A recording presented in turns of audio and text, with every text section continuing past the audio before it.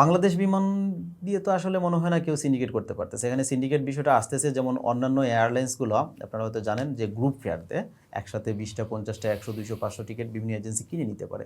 সেটা বাংলাদেশ বিমানও তো অনেক আগে থেকেই বন্ধ, কয়েক বছর থেকেই বন্ধ। তাহলে ফেয়ারটা কমতেছে না কেন? আপনি অন্যান্য এয়ারলাইন্স সাইডে রাখেন, আপনি বাংলাদেশ বিমানের ফেয়ার এত বেশি কেন? 90,000 টাকা কেন? এবং আমরা সবাই জানি, কিন্তু আমরা অনেক ভাই ব্রাদার বিমানে উঠে ছবি দিয়ে যে আমার বিমান অর্ধেকটা ফাঁকা কিন্তু টিকিটের দাম বেশি। তাহলে বাংলাদেশ বিমানটা তো কোনো প্রাইভেট কোম্পানির আন্ডারে না, এটা তো গভর্নমেন্ট ওন করে।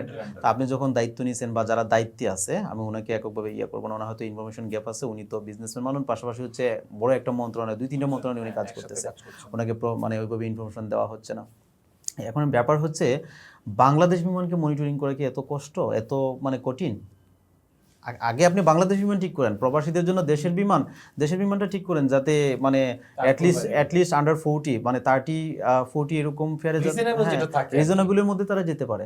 আরেকটা বিষয় আমি এখানে ইনক্লুড করি যে এখন বাংলাদেশ বিমান যদি এটা ফেয়ারটা ঠিক করা হয়, এখানে মানে অনেক ব্যাপার আছে আর কি। অন্যান্য এয়ারলাইন্স আপনি কিন্তু ফেয়ার কমাই দিবে, এটা আমি ইন ডিটেলসে বলার দরকার নাই, এটা 100% করবে।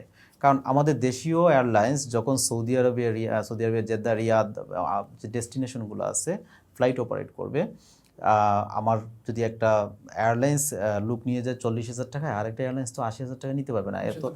এটা তো আসলে মানে কোনো ইয়ার মধ্যে কম্পিটিশন করতে হবে। অনেকগুলো এয়ারলাইন্স আছে সৌদিতে যায়, অনেকগুলো এয়ারলাইন্স ট্রানজিট করেও যায়, ডিরেক্টও যায়। আপনারা এটা অনলাইন ভিত্তিক বিজনেস, এটা আড়তদারি বিজনেস না, এটাকে বুঝতে হবে। এখানে আসলে সিন্ডিকেট করে যে সব করতে পারবে ব্যাপারটা এমন না। সিন্ডিকেট করে হ্যাঁ কৃত্রিম সংকট করে বেশ থেকে বেশ 8-10 হাজার টাকা মানে কম বেশি হ্যাঁ কিছু বাড়ানো যেতে পারে। যেমন আমরা গ্রুপ ফেয়ারে যাদের সাথে আমাদের মানে আমরা ইনফরমেশন জানি আর কি, যে যারা গ্রুপ ফেয়ারগুলো নেয়, সিস্টেম ফেয়ারে যদি 50,000 টাকা অ্যাভেলেবল থাকে, ওনারা গ্রুপে সেটা হয়তো 40, 42, 45 এরকম একটা ফেয়ার নেয় আর কি, 4-5 হাজার টাকা ডিফারেন্স থাকে। সেটা তো 40 থেকে 80 হওয়ার কথা না। এখানে আমার মনে হয় মানদণ্ডটা হচ্ছে বাংলাদেশ বিমান যদি কমাই দেয়, সবাই কমাই ফেলবে, আমি যেটা মনে করি। আরেকটা ব্যাপারে মানে আছে যেটা মানে আসলে বলা উচিত না, মানে বলতে চাচ্ছি না, তারপরেও বলা দরকার আর কি।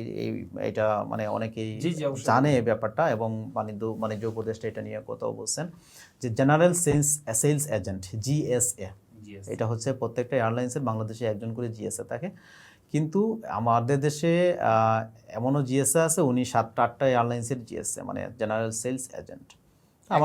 আমার মনে হয় সিন্ডিকেটটা শুধু এয়ারলাইন মানে ট্রাভেল এজেন্সিকে দোষারোপ না করে আপনি জেনারেল সেলস এজেন্টের দিকেও নজর দেওয়া দরকার, যে একজন কি। হ্যাঁ, এবং আমার মনে হয় টোটালি এয়ারলাইন্সগুলোকে ফ্রিডম দেওয়া দরকার।